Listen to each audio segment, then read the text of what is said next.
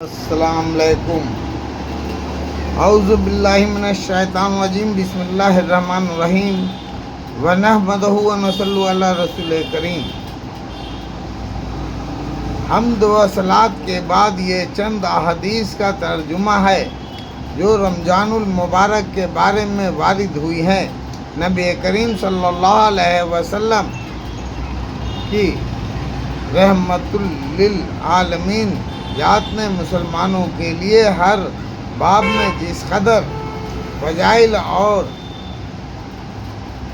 ترغیب ارشاد فرمائی ہے، ان کا اصول شکریہ اور قدردانی تو یہ تھی کہ ہم ان پر مر مٹتے، مگر ہماری کوتاہیاں اور دینی بے رغبتیاں اس قدر روز افزو یعنی ہر دن بڑھ رہی ہیں کہ ان پر عمل تو درکنار، ان کی طرف التفات اور توجہ بھی نہیں رہی، حتیٰ کہ جب اب لوگوں کو ان کا علم ہوا بہت کم ہو گیا ہے۔ ان اوراق کا مقصد یہ ہے کہ اگر مساجد کا ائم تراویح کے حفاظ اور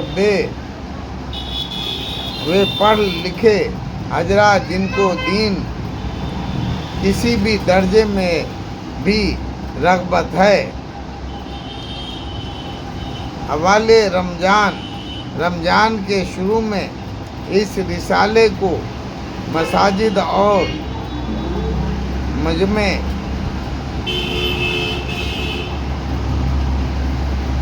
مجلسوں میں سنا دیا کریں، تو اللہ کی رحمت سے کیا بعید ہے کہ اپنے محبوب حضرت محمد صلی اللہ علیہ وسلم کے کلام کی برکت سے ہم لوگوں میں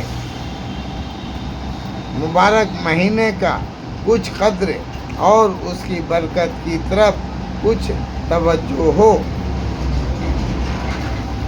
جایا کرے، اور اعمال کرنے کی زیادتی اور بدعمالیہ کی کمی کا ذریعہ بن جایا کرے۔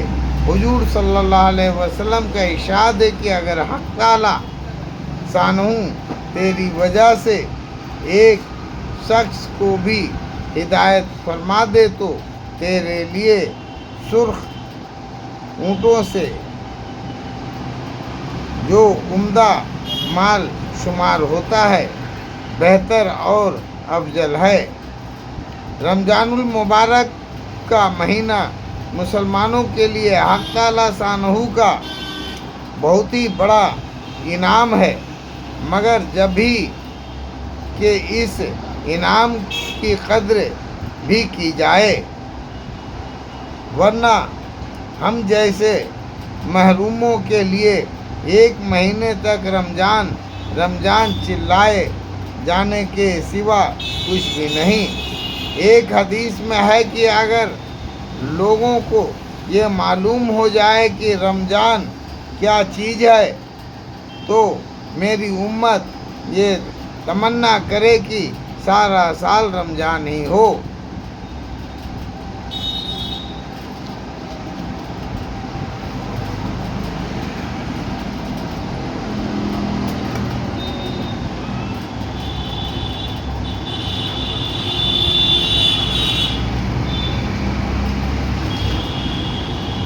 ہر شخص سمجھتا ہے کہ سال بھر کے روزے رکھنے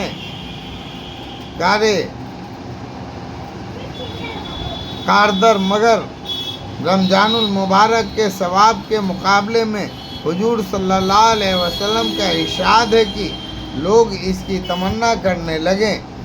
ایک اور حدیث میں ارشاد ہے کہ رمضان المبارک کے روزے رکھنا دل کی کھوٹ اور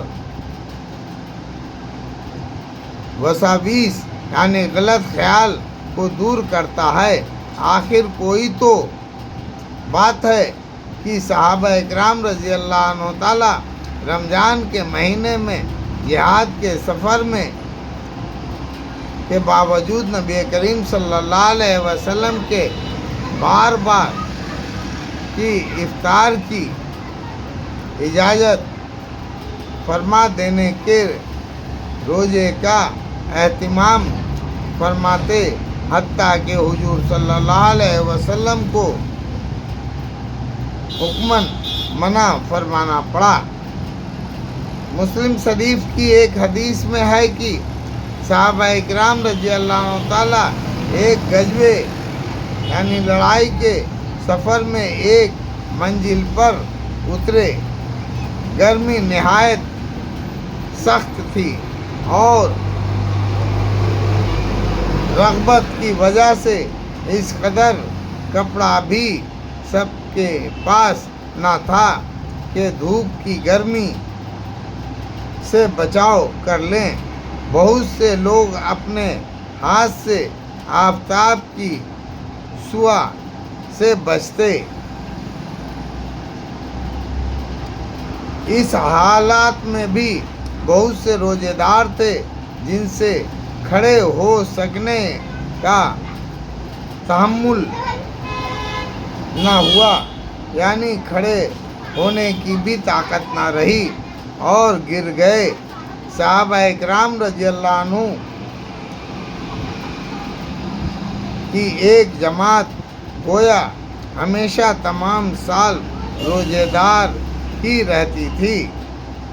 نبی کریم صلی اللہ علیہ وسلم سے سینکڑوں روایات میں مختلف عنوان یعنی قسموں کے فضائل نقل کیے گئے ہیں، جن کا احاطہ تو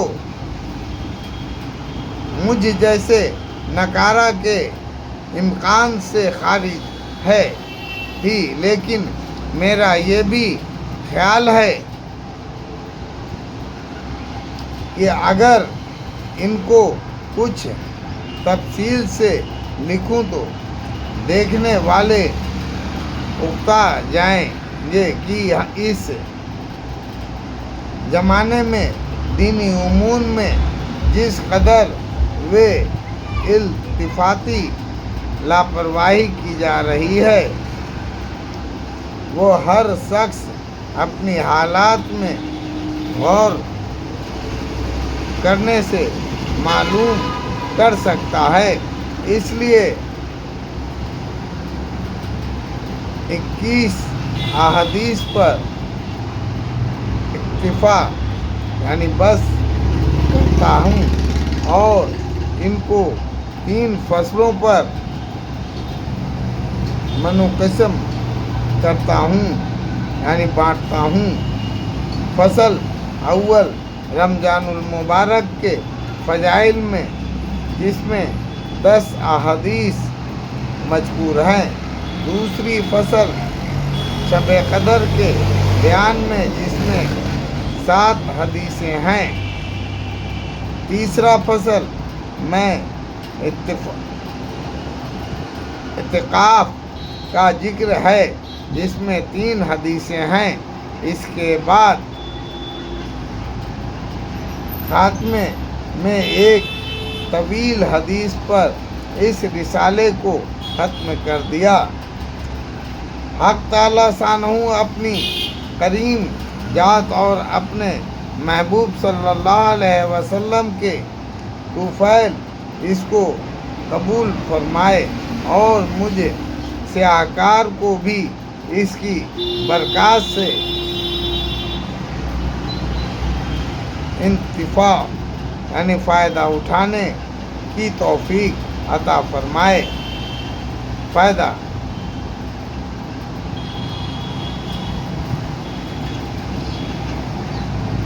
انہ برٌ جواد کریم۔